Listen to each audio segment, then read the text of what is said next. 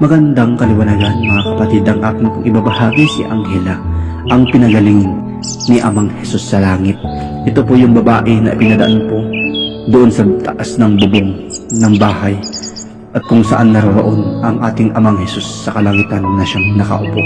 Aking pong ibabahagi ang talambuhay po ni Angela, ang pinagaling ni Amang Jesus sa langit. Pumanaog po ang kanyang presensya noong 27 ng Marso 2020. Magandang kaliwanagan. Ako'y nagagalak sa inyong lahat sapagkat nasilayan ko ang aking mga kapatid na nagpapatuloy sa liwanag na sinimulan. Ako'y ba'y nais makilala? Ako ang inyong kapatid na Angela. Ang aking ama't ina ay hindi ko na maalala sapagkat noon sila'y umuukit at ginto'y ginawang nilang rebulto at kanilang sinasamba. Sila'y umiinom ng alak at wala silang inisip kundi magpakasaya.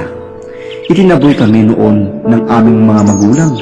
Ako'y bata pa lamang at ang aking natatandaan, ang aming panganay, ang edad niya'y 25. At siya'y papanaog din at ang aming ama at ina ay iniwan kaming tatlong magkakapatid. Iyo bang naaalala ang kwento ng ipinadaan sa bubong? Ako'y hindi na makatayo. Ako'y nakaiga lamang at nabibilang na lamang ang araw at gabi sa aking buhay. Nang dumating ang Amang Jesus sa langit at pumasok sa isang lilong, kami ay hindi makalapit at ang ginawa na lamang ng aking dalawang kapatid ay binutasan ang lilong. Ako'y ibinaba sa kanyang harapan. Nakita ko ang liwanag at nabigyan ako ng pag-asa upang mabuhay pa. Ako'y kanyang hinaplos at pinatayo, ngunit kanyang binanggit sa akin, ang pananampalataya mo ang kailangan at sa paniniwala sa ating Ama sa langit.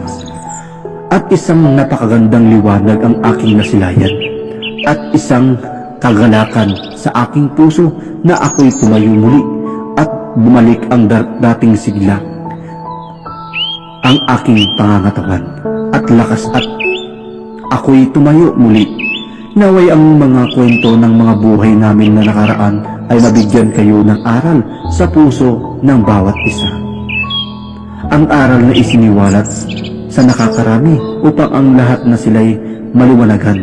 Sila'y kaawa-awa, huwag ninyong kainisan at inyong kaawaan at hindi nila alam ang kanilang ginagawa.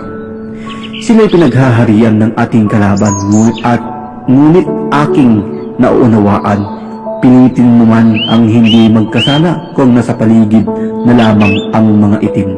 Ang Amang Jesus sa langit ay kanilang pinaslang.